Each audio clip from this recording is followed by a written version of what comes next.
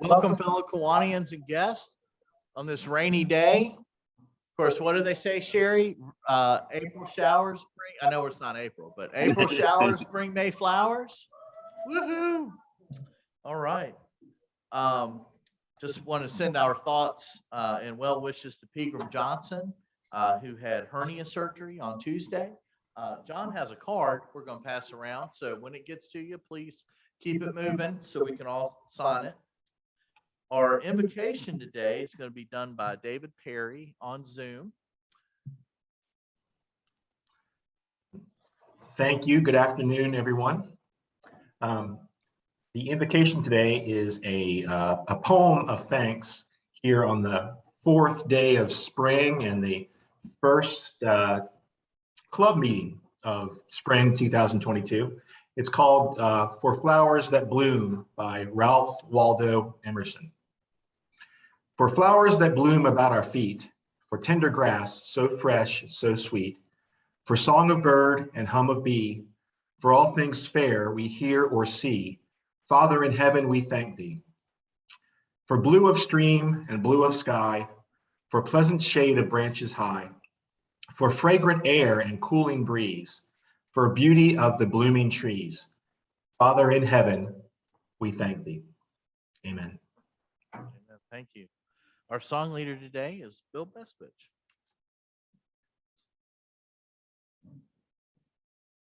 We've mentioned quite a bit in the last couple weeks or so our concerns for the people in Ukraine whose freedom is threatened.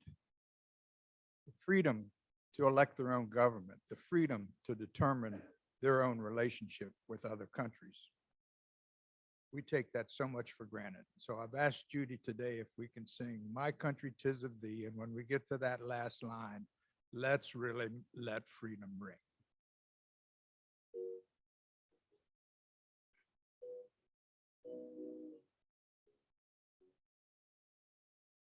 My country 'tis of thee, sweet land of liberty, of thee I sing.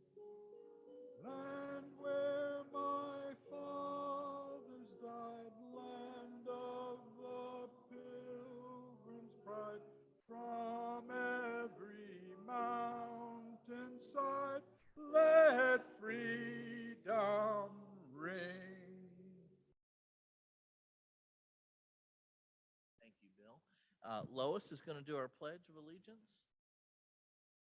I invite you all to join me in the Pledge of Allegiance to our flag. I pledge allegiance to the flag of the United States of America and to the republic for which it stands, one nation, under God, indivisible, with liberty and justice for all. And our introduction of guests today, I think it's the 3rd time he's worked the table since he's become a new member. Don Evans.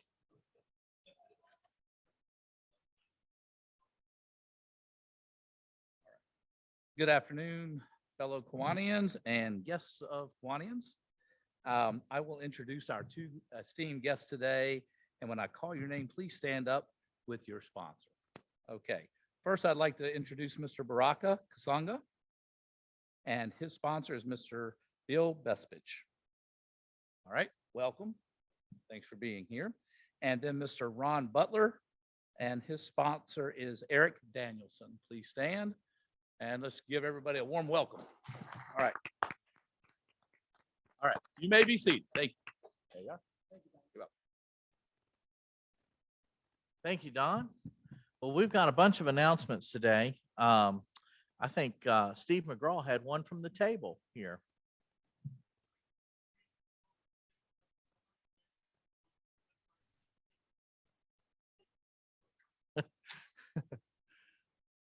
Mike, did you want to?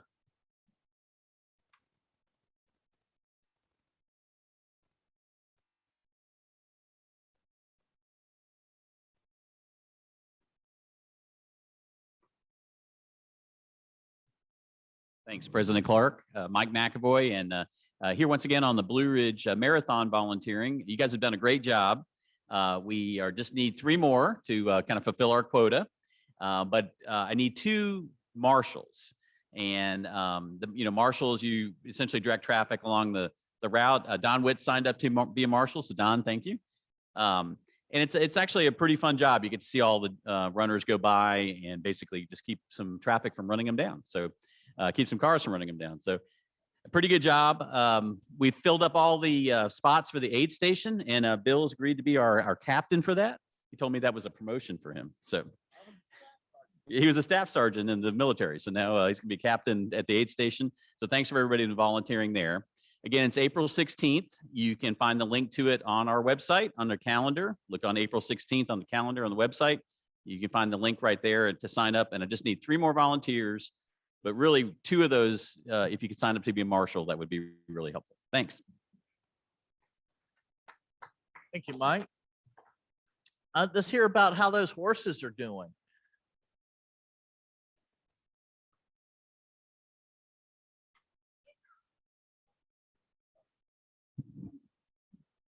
You, sir.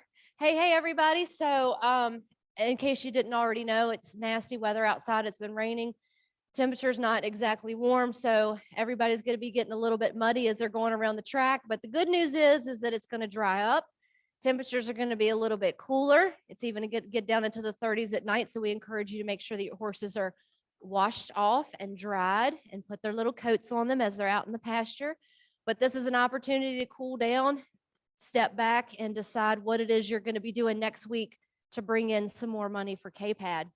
So we'll get right down to it. Let's talk about the Derby.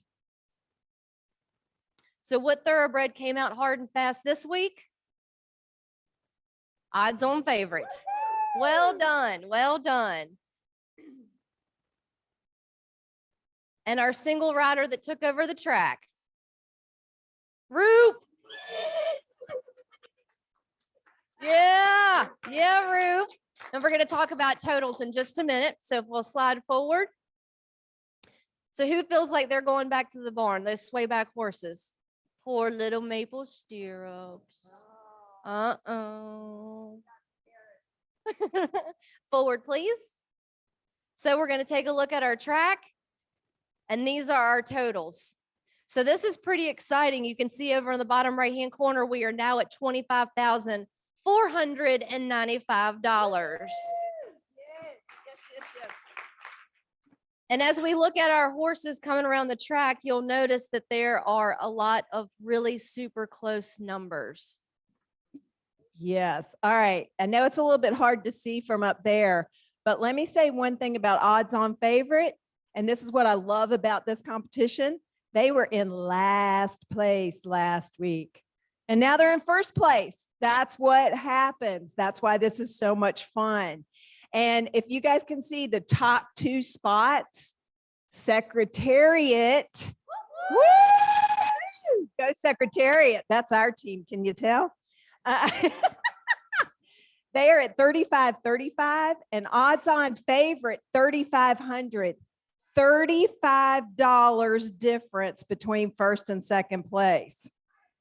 Okay, love it. And then at the end, okay, the 2 sea biscuits with gravy and consortiums going for 3rd and 4th place, there's only $5 difference. One ticket difference between 3rd and 4th place. So you guys, this is a tight race. We want to keep it going. You can be last place this time, maple stirrups. You could be first place next week. So get it going. All right, we want to talk about the auction. Oh, one more thing. Go forward. So week by week, here's our totals. Week number 1 was 1645, followed by 4130, followed by 5185. And week number 4, $4,535 this past week. So we are below where we need to be, but shoot Lair Sheriff, they're riding Shetland ponies. It's going to be okay.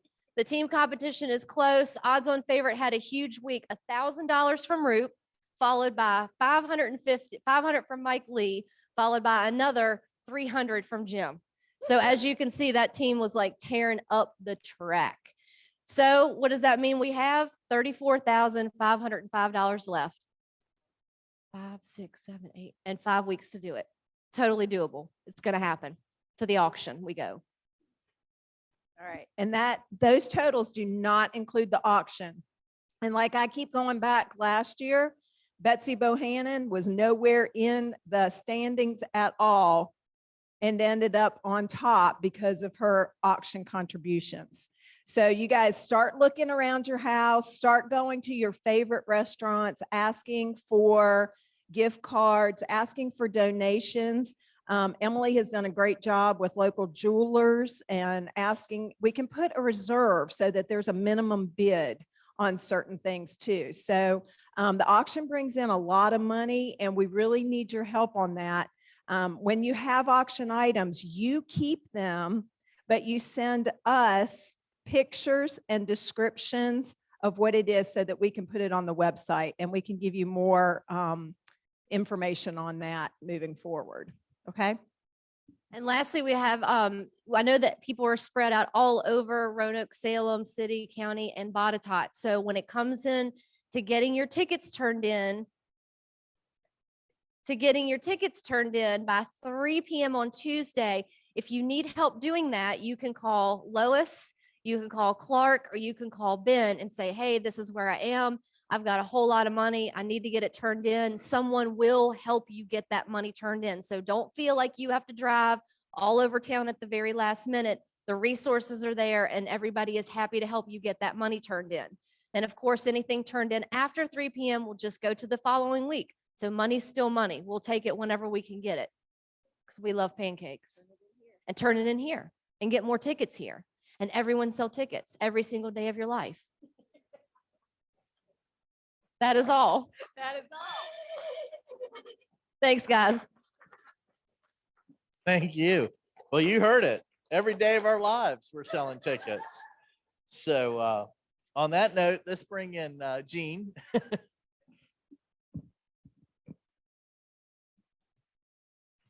I don't know, that's a hard act to follow. Hi, I'm Jean Bellendorf here on behalf of Children's Trust, one of our grant recipients, and Brenna is here today again with Pinwheels. April is Advocacy Month against child abuse. She's giving away packs of pinwheels, or you can get a half a pack of pinwheels to put in your yard for the month of April or in front of your business. She's also got some signs for us today. We'd love to have as many of you grab some of those as you can. And then also they're asking for some sweat equity help from us for April the 1st, which is next Friday, not this one, but a Friday from this week at the Virginia Western Arboretum. They're going to be planting 3,000 pinwheels in their pinwheel garden there for Child Abuse Advocacy Month. And the event is from 9 to 11, and they're asking for folks to show up and plant as many pinwheels as you can. Thanks. Thank you, Jean. Well, we did a cleanup this weekend, and I'm going to let Sherry come up and tell us about how that went.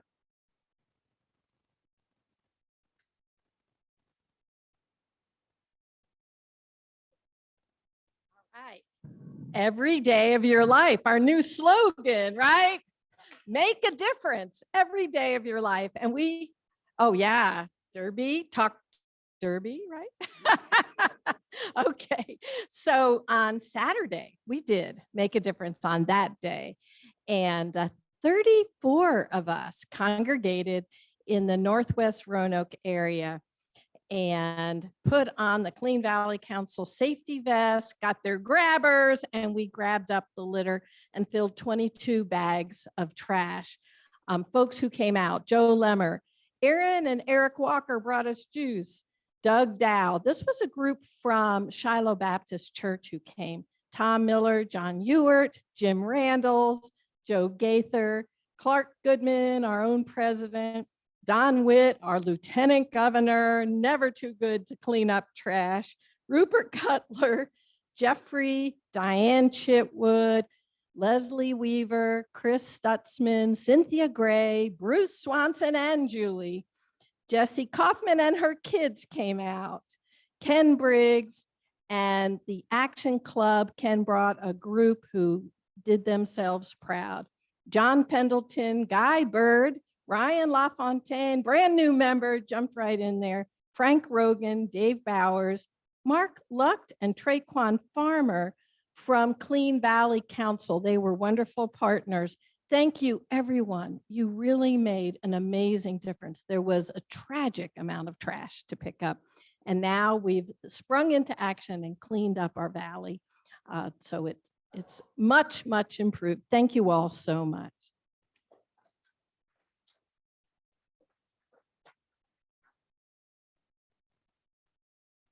Hi, I'm Don Witt. Is this a volunteer organization or what?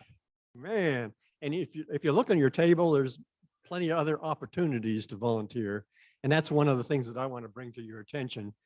On Friday, April 8th, we need a group of people to help install interpretive signs on the Greenway. It's only 5 signs that we got to install, and it's not any big deal.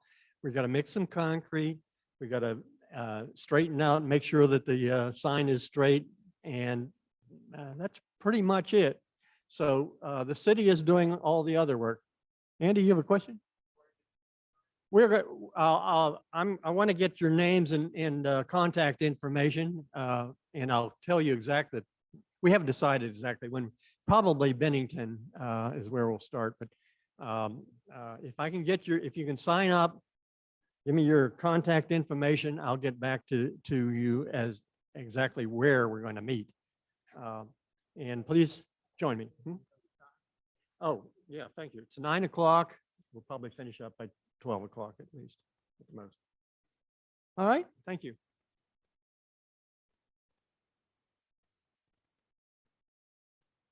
Sam Lineberger, part of the environmental committee for one more event. The last time Lineberger Construction is going to sponsor the Star Cleanup. So please come join us on Saturday, April the 9th.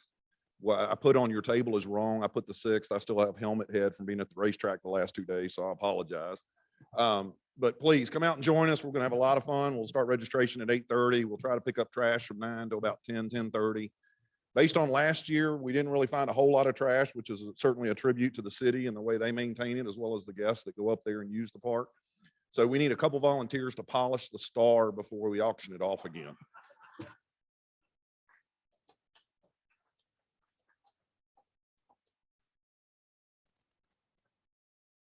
Hard act to follow again here. Bob Rutherford, Mike Bell and I have been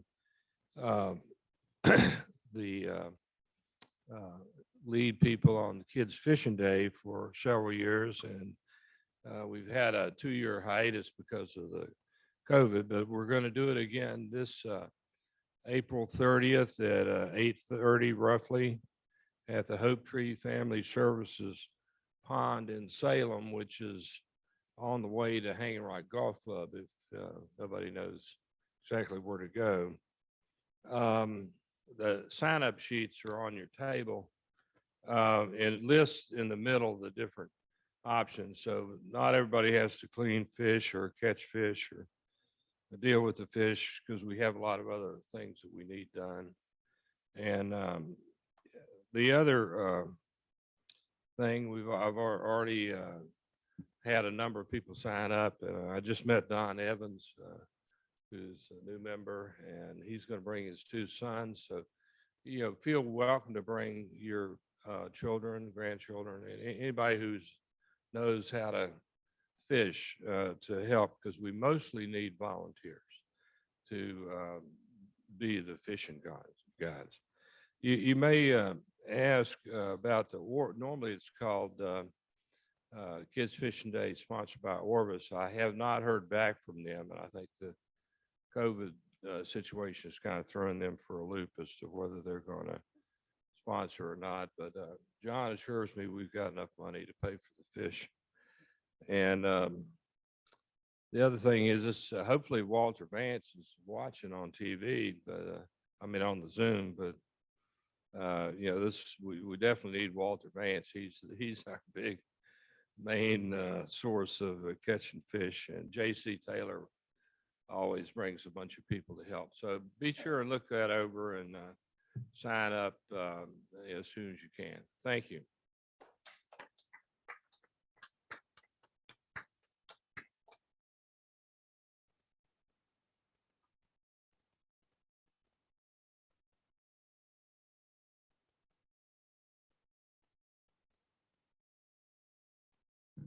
Hello again. Good to see a full room on a rainy day. I really didn't expect to see this many.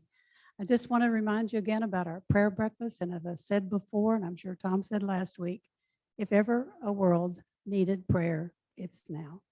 And our theme, excuse me, our theme is healing in a changing world. Excuse me. And one of the things I neglected when I first announced this was to thank Hal's Motor Freight. They have been super sponsors for, gosh, I don't know, the last probably 4 years. And they have contributed $300 to our prayer breakfast. We want to thank them. It's just, it adds so much when we don't have to worry about money for our breakfast, because Amy does a fantastic job for the breakfast. So just remember, May the 5th. And Tom, wherever you are, don't leave. I've got money and, oh, there you are. Okay, Tom. Yeah, Tom Miller is taking care of the tickets for us. We have, we'll have many different faiths represented because it is an interfaith breakfast. And we have a soloist. We have Judy playing the piano. We have a lady that's just got a beautiful voice that'll sing. So it's going to be a good time. So please put it on your calendar. And the tickets are only $8. So that's a very inexpensive breakfast. Okay. And David and Cheryl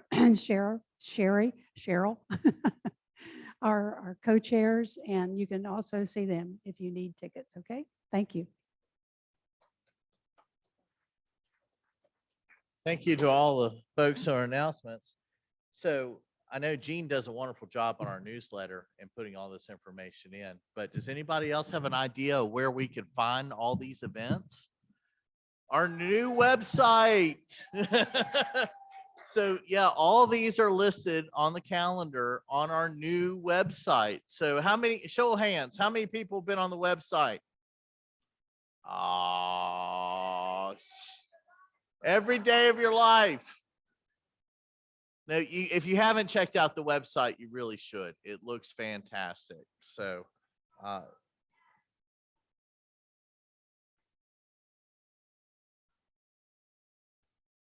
yeah. I'm telling you, cutting edge stuff here. Every day of our lives.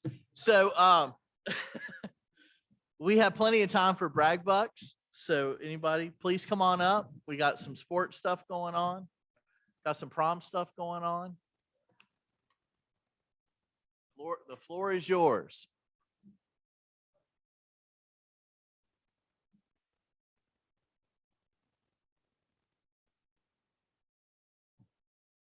I'm Don Witt again, and I don't know if any of you are wrestling fans, but I want to brag on Penn State. They won the national championship this year. They've won 9 out of the last 11 championships. So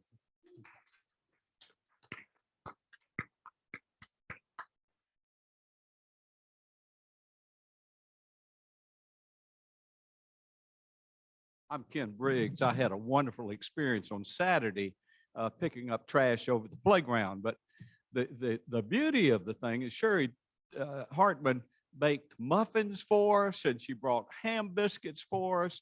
And then she stands here and brags on you. But thank you, Citizen of the Year, Sherry Hartman. If I ever win Citizen of the Year, I'm going to quit. But she just keeps going. Thank you, Sherry.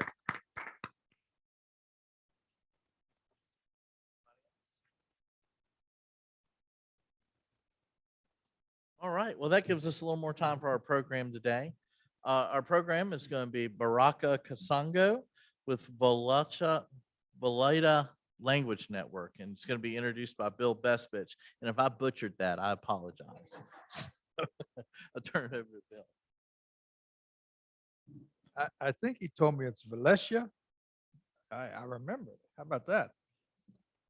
Bracco is the founder and CEO. He's a transformational leader who has achieved a tremendous record of success in various aspects of his life. His passion for bridging language and cultural barriers is fueled by his experience of being a refugee in 5 different countries for a period of 7 years. Think about that. 5 different countries over a period of 7 years as a refugee. He founded Valencia to be the means through which he can mitigate linguistic and cultural disparities that exist in every community throughout the United States and around the world. He serves on numerous boards that focus on creating and fostering diversity and inclusion at every point of contact. Baraka holds a Bachelor of Science degree in Management and Leadership from Bluefield College. He is certified as a Green Belt Lean Six Sigma practitioner through Virginia Tech. And he has an Associate of Applied Science in Emergency Management from Frederick Community College, which is especially helpful because he also serves as a captain in the Roanoke City Fire EMS Department. Baraka.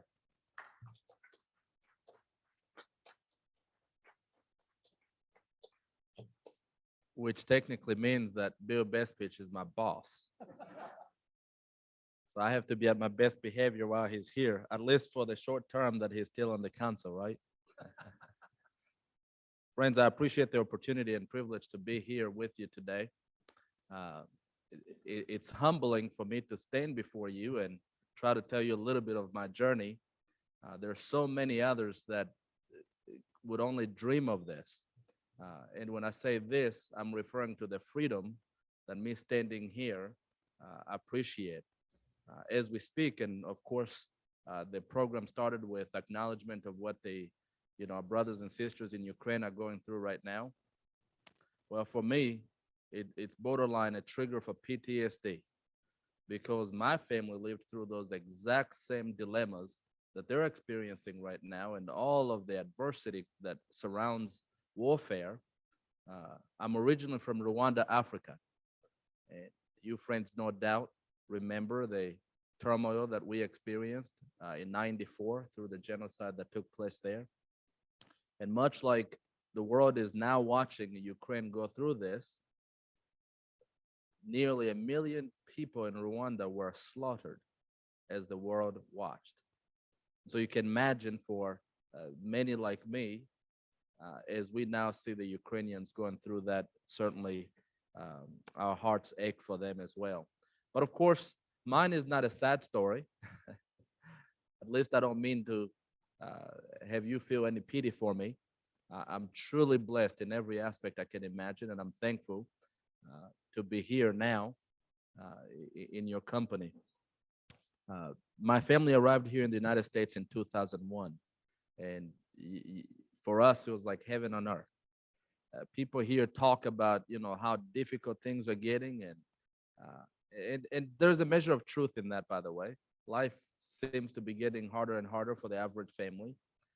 But my goodness, the number of opportunities in this place compared to any other place on this planet, especially the world that I came from. Just about anywhere in Africa, we lived in several countries there as refugees. What you friends call camping, where you get your tent, well, that triggers PTSD too. Because we were living in refugee camps for quite some time, very limited resources, going hungry many times, at the mercy of whichever resources the UN can provide our families. And to some degree, it's impossible for you to comprehend what that's like. But I'll try to give you a mental picture. If you have children, just imagine if your children did not go to elementary school at all. And then imagine that your child skipped all 5 grades and then also did not go to middle school at all. And then at the age of 15, you decide you're going to put them in 9th grade and you expect them to graduate with everyone else in 12th grade. Well, obviously, everyone would call you a lunatic if you tried that model, right? And you yourself would know it's never going to work. People here that have all of the privileges extended to them, in some cases, the system still failed them, and they end up having to get a GED, which that is a form of success, I must admit. But it doesn't change that even those individuals that have went through the entire journey of education that's available to them still find it challenging. But for me, when the genocide started, I was in the 1st grade in Rwanda, And that was the last education that I received till we arrived here at the age of 15 in 2001. And how thankful I was to be re-enrolled in 9th grade. Now, as you let that marinate in your mind, also, please know that I did not speak English. And so you can appreciate what it must have felt for me as I sat in my first class. I can still remember the teacher, very friendly teacher, by the way. He was a friendly gentleman. He'd retired from the Marine Corps, and he's teaching earth science. Now remember these presentations and rocks and whatever else he was trying to explain, as I stood there just hoping that the class would end so we could go to lunch, because I understood that lesson. Everybody must eat. Point being that we went through this educational journey with very limited resources. My family, when it comes to my parents anyway, they had no ways to participate in my educational journey. No ways to know whether I'm doing well. Well, all they knew is I was doing better than I had been before being enrolled in school, right? At least I was safe and staying out of trouble. So why this dilemma that I'm sharing with you, at least this part of my life? Because there's so many today, right here in Roanoke, that are living through that same story. I stand before you with a measure of what I would call success.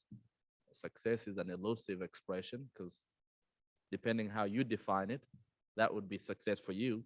But for me, being able to stand here and actually speak and be understood is a miracle in itself. But in 2001, it seemed to me that the world had just opened up, this world of opportunities that I didn't even know how to start accepting them. Hardly anybody would understand me. We went through English as second language, and so I took those lessons. 2 years later, I had learned enough English to start assisting others like me. And so periodically, and that's a long story, but I'll cut through the chest. Periodically, I would get calls to help interpret at local hospitals, social service departments, so on and so forth, for other families that did not speak English. And so starting 2003, I actually started serving as an interpreter. And that's where my passion for the work that I do now begun. And I would say that little did I ever think that what we started, or what I started in 2003, just as a volunteer interpreter, not billing for it, not being compensated for it, that today would become what it is. And you'll learn just a little bit of what that looks like. In 2003, though, starting to interpret and help others like my family, it occurred to me that the United States, this land of the free, is really a land of the free for those who are able to participate in it.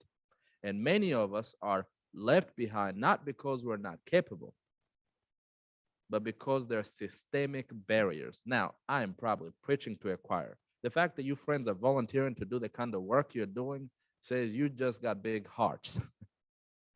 And I can't thank you enough. But it goes with that saying that you still have an impact to influence, or the opportunity to influence the systemic barriers that exist today. And by the way, they will exist 10 years from now. The question is, to what degree? Can you take it from being at 80% to 60? Can you take it from 60 to 15? Because so long as we live in an imperfect world, and we're imperfect humans, we will never achieve perfect outcomes. That's just a reality. But can you improve it? Can you influence it? I was talking to Bill here, and he mentioned that one of our dear friends here that I've not had the privilege of meeting and introducing myself to championed a new park being put in service here in Roanoke. And you friends know who she is. But think of that impact that that is having now. What systemic barriers have been eliminated to some degree through that effort? So then ask yourself, what else is lacking? So for me, I chose to tackle the linguistic and cultural barrier. Now, obviously, it's a no-brainer that since I experienced these challenges, just about every country we lived in, by the way, here's one quick fact that you probably already know, but I'll remind you anyway. In Africa, every country you go to speaks a different language. It's not like here in the States where you just go from Virginia to North Carolina and voila, still speaking English. No. So every country that we moved to as refugees, not only did we often get arrested and immediately be taken to the nearest camp, refugee camp, but we also would not understand what was being said to us, nor could we communicate our intentions or what we're thinking or experiencing. So linguistic barriers are painful at best. If you were to think of yourself being sick and needing to go see a doctor, but not being able to explain what's wrong with you. Even when we speak English, how many of you friends have gotten in a fight or confrontation with your spouse this week or your significant other, and 2 days later you realize we were saying the same thing, just a different way. And that's the same language. How much more so when there's a language barrier, where even at best, people trying with good intentions, with everything they have, you're still painfully communicating. So with that said, that has been the passion for me since 2003. And I started an organization back in 2007. So we're founded in 2003, but really incorporated in 2007. And we went through a transformational growth, in my opinion. Today, I probably should, but still have no investors, no board of directors that we answer to, none of that, still privately held. But we've went from supporting 5 languages in 2003 to supporting 286 languages as of this morning. Thank you, thank you. We've went from being just a Roanoke service where we are serving, your 2 main hospitals in this region and, a couple of schools and a few government agencies, to every state in the United States and certain markets around the world. And that is quite a blessing. And how have we done that? We've went from, a few interpreters to over 18,000 interpreters in our network. What a blessing. And you friends have heard this expression, a much wiser man said this, that if I have seen Father, it's by standing on the shoulders of giants. And so I don't stand before you because I'm this genius that created this successful company, but a lot of good people. In fact, every one of the interpreters and translators that make up the success of Valencia today, they themselves are an immigrant. And so our success is really built on one another. And whenever I get an opportunity to speak to groups like you friends, I ask, imagine if you influenced someone in your local community to give an opportunity to these immigrants or these refugees that come here. What more talents could we unleash? What potential is untapped right now that you could help unveil to your community, or to that extent, to the rest of the world? I've got a quick video. It's actually on the homepage for Valencia.com. If you friends are willing to watch this, it's about 2 minutes long, and it will give you an idea of what Valencia's secret sauce, as I call it, is.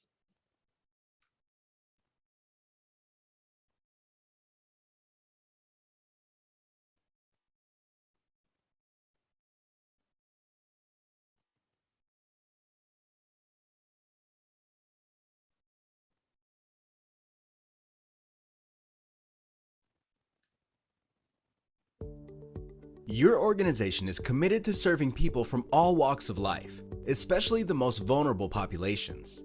Among them are individuals with language barriers, but facilitating effective communication for individuals with limited English proficiency or those who are deaf or hard of hearing is no small task.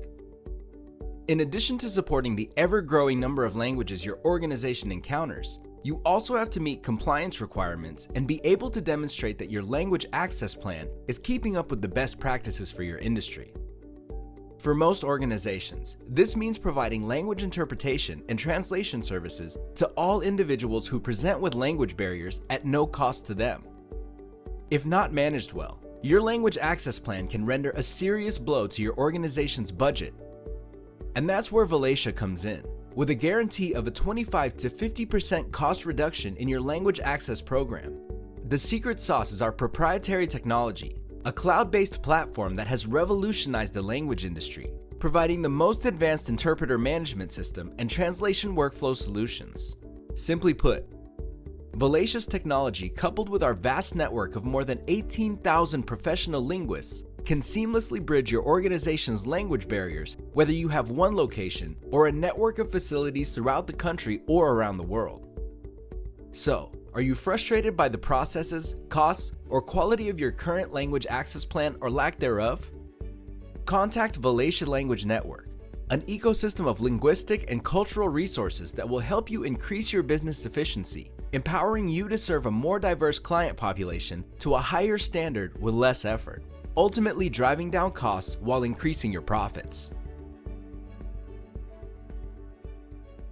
Hopefully that was short enough to keep your attention, but you get the idea. We're using technology, realizing that language access, and when I refer to language access, I mean the ability for your organization, for example, gentlemen here, when I first walked in, spoke about the water authority, for example. And so using the water authority or Cox Communications or any organization, AEP, that you've got utility bills that people need to pay. What happens when they fall behind? Well, if we resettle an immigrant or a refugee from Ukraine tomorrow and we put them in an apartment, okay, we have provided meaningful resettlement. Fantastic. But now every experience that they have to pay their bills on time, and what happens when people don't pay bills on time? Well, they're paying fees. Well, what if we had connected an interpreter to help explain what challenges that people are going through? What impact would there be? And in most cases, organizations will say, but we can't afford this. And I say, what is the true cost of you not providing an interpreter for 5 minutes? Your people will call that person 10 times and still not recover that simple payment.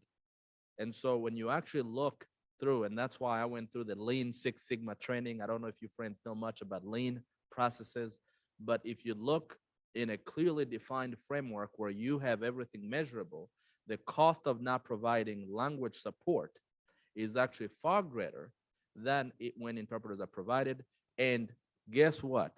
When you provide language access, it checks off that one little box that your organization is doing all you can to check equity. Every organization around the United States today is challenging every director, every department head to give me something actionable that I can tell people we're doing.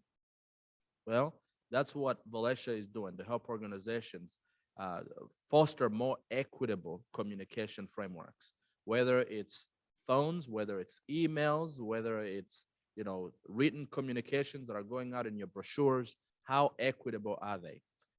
For parents, for example, think of my mother and father. When we first arrived here, I mentioned that they were not able to participate in my education.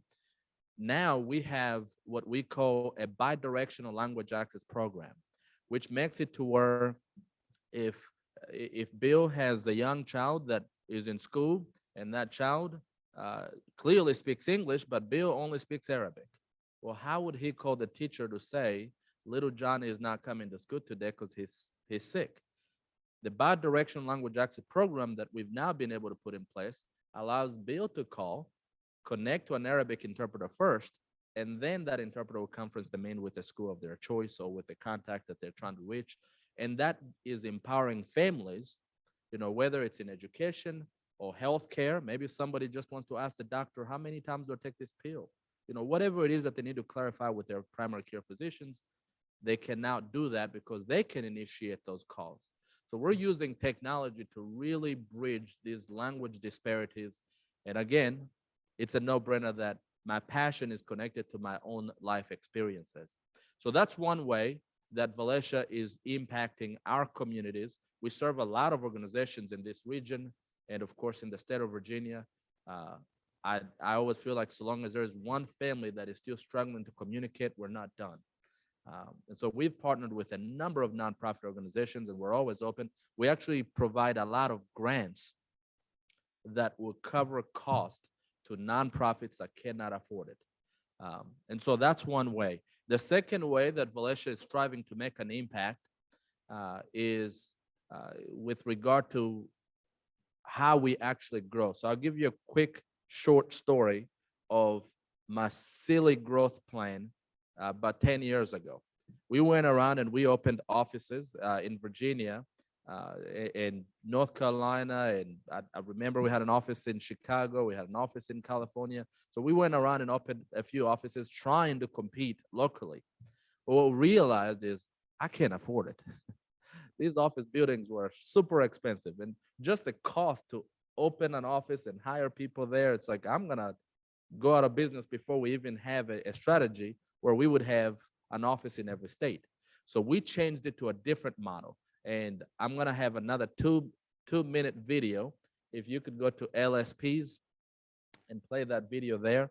And this is gonna show you the model that we are now fostering and have been to actually grow Valencia beyond just all the way at the bottom, all the way at the bottom. That one.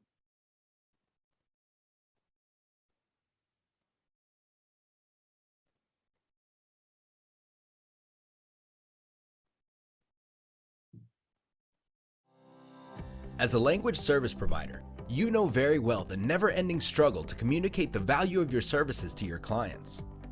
In addition to the growing cost of recruiting, vetting, and training your interpreters and/or translators, more quality measures continue to be added by clients in almost every industry. At the same time, these clients naturally ask or put pressure on you to reduce your rates, resulting in loss of revenue or poor service delivery unless something changes. And that's where Valencia comes in. Introducing the first affiliate program for LSPs. The key benefit is the ability to share resources with other LSPs, which will immediately cut more than 50% of the cost related to interpreter recruitment, onboarding, and retention. Every touchpoint of service delivery has been customized to significantly leverage the synergy of the network in yielding explosive growth for your organization. For example, suppose you receive a request for an Arabic interpreter from one of your clients, but none of the qualified interpreters are available. Currently, you have 3 options. Recruit and try to onboard a new linguist, accept loss of revenue and miss the assignment, or try to get your client to reschedule. And, of course, none of these solutions are ideal for you or your client. On the other hand, as a Valencia Language Network affiliate, you have access to all the qualified resources from all the LSPs within the network, giving you an unmatched competitive advantage for your market. Likewise, when other LSPs need a resource and use one from your organization, you make a commission proportionate to the size of the assignment or the project. A seamless way to maximize the value of each of your linguists and add to your bottom line. And the best part to all of this, end-to-end automated workflows powered by the most advanced interpreter management system with tools and features that allow your team to deliver reliable and measurable outcomes. So, are you frustrated with your current processes or ready for your next phase of growth? Join Valencia Language Network, an ecosystem of shared resources that will help increase your business efficiency, allowing you to service more clients to a higher standard with less effort, ultimately driving down costs while increasing your profits. So model number 2 of Valencia's growth, as you just saw in the video, is where instead of Valencia itself opening offices around the country or in different states around the United States, we decided to come up with an affiliate model. And in that affiliate model, we, for example, would find a company in New York that's providing interpreter services, and we would allow them to use our proprietary software, which immediately brings their resources and combines them with our resources. In so doing, they pay obviously subscription costs to use our license, but we are able to now serve these communities together, and they become an extension of Valencia. So we have actually been able to grow significantly because of our affiliate model all to achieve the true desired outcome, and that is to serve the families that absolutely need language access. So as you can tell, I could go on and on and on about what it is that we do at Valencia, but at the core of my journey as an individual, I think all of us are trying to make an impact. And for me, being a refugee and now I would call myself a productive member of society, I find it to be my responsibility to make whatever impact that I can to help others who are still experiencing the same disparities that I did and that my family did. And these disparities are so many, but if you focus on all of them, you give yourself a nosebleed. I'm serious. You know, we have to celebrate the small wins. And you friends have good mottos, you know, this concept of, you know, every day and every day do this. I love that, because the question is, all right, are you better today than you were yesterday? You know, when it comes to affecting the world the way that you want to affect the world, you know, it's easy for us to sit and watch, you know, CNN, Fox, CNBC, whatever news you happen to watch, and feel pity for people in other countries. But I often ask the people that I see expressing their sorrows and just expressing how bad they feel, okay, how many refugees have you walked by this week? How many immigrants have you seen at Kroger, Walmart, Food Lion? Did you walk toward those individuals and say, hi, my name is so-and-so, what's your name? We're glad to have you here. Is there anything I can help you with? It's easy to truly feel like you would do something, but every day we're given opportunities to do something with the people that are already here, and we do nothing. And I see this in more ways that it is truly depressing. And for me, I see a culture of people that in many cases are so comfortable that they don't know how to be uncomfortable. Truly.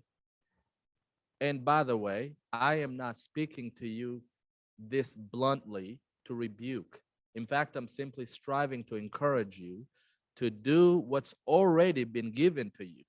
You know, there's so many people, there's so many ways you can impact the lives of those that are already here. Anyone can give money, by the way. I encourage you to keep giving as your hearts move you. But giving money is perhaps the easiest thing, because it does not actually bring lasting change. You want to make change, you yourself, get your heart involved.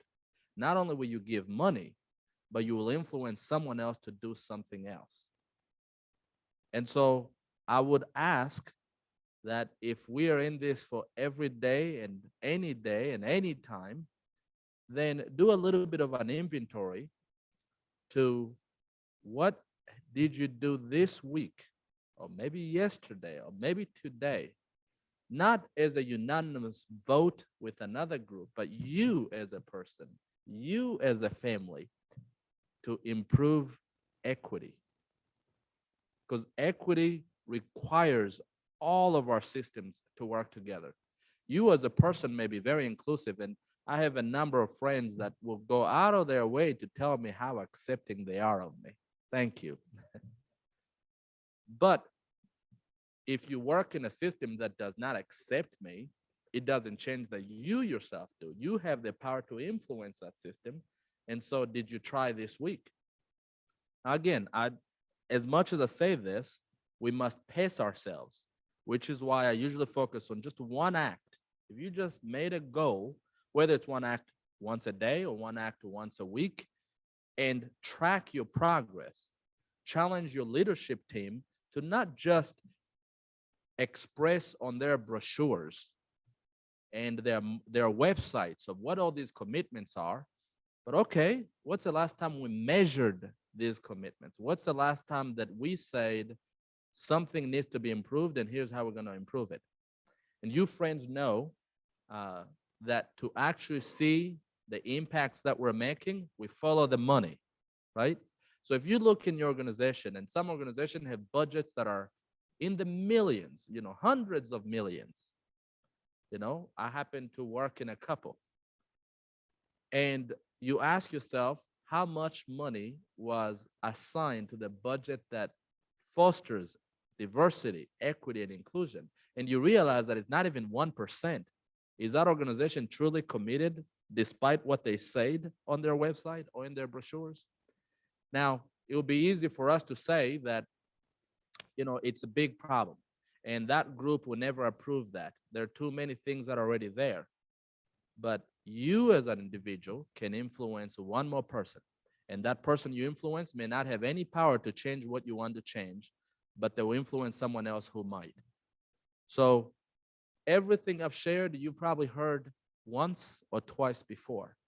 But if you think in your heart or in your mind and you tell yourself, you know what, I can do more, well, that's a great start. If you feel I'm already doing enough, then I appreciate your attention anyway. But you should probably ask somebody who really knows you, and they will tell you that you're not. Right? So at the end of the day, we're all in this together, but some of us are doing very little to influence the things that actually will affect your descendants. I guarantee you that your daughter, your son, your grandson, your granddaughter, your friend's best friend, somebody connected to you that you love and care about is going to be affected by the choices or lack of that we are making today. So I must acknowledge that you friends are definitely a group worthy of commendation. You're all volunteers here, and everything that I have read, and I've asked a few of you to express, how you feel about this organization, I'm truly impressed. But as I speak to you on the topic of equity, I must accept and continue to acknowledge that Roanoke, while doing some things good and the right things, we're so far behind where we could have been if good people who have good intentions like you had acted on those intentions. So what can you do today that you already have resolved in your heart that it's the right thing to do? What can you do today to influence tomorrow for the better? Thank you.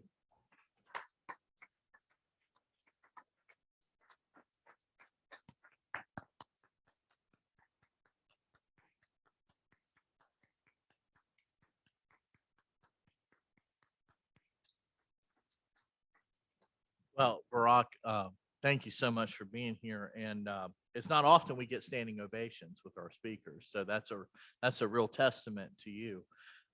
We do have a speaker honorarium, and you have chose Blue Ridge Literacy. So again, thank you again for being a speaker for you. And next week we have Roanoke City Manager Bob Cowell, and he's going to be introduced by Bill Bespich as well. Our speaker did my job for me. He talked about the tools and the resources that we have. And I'm gonna make a joke of this. We need to spread Kiwanis like confetti every day. Just like, we have the tools to do that. We've got a brand new website, you guys. I'm going to assign homework to the club. If you haven't been on the website, you need to go and get on the website and look through it. I'm telling you, you're going to love it. It's going to be a great tool and resource for our club moving forward. We also have on the cards, invitation cards for our friends and neighbors to come invite them to be a part of our group and join us. So let's use these resources. And again, what kind of impact can we make if we had 2 Lois James or 2 Emilys or 2 Sherrys or 2 Stephanies or 2 Bills or 2 Reef Kesslers? Let's go out and do this. Look, we can almost be the largest club in the Capital District with our membership campaign that we're currently doing. We're only a few away. Could you imagine that? We'll be the largest club in the Capital District. Let's use our tools and resources and let's pull this together. By the way, I just approved our TV commercials. We're going to start those in April for KPAD, and they look fantastic. So they're going to start in April. They're going to run them twice as often because they're going to start this month. And they said, no, if you advertise 2 months ahead, you're wasting your money. So we agreed. But they said, well, what we'll do, we'll start in April, but we'll run them twice as often. I said, that's perfect. So with that, we are adjourned. Thank you so much.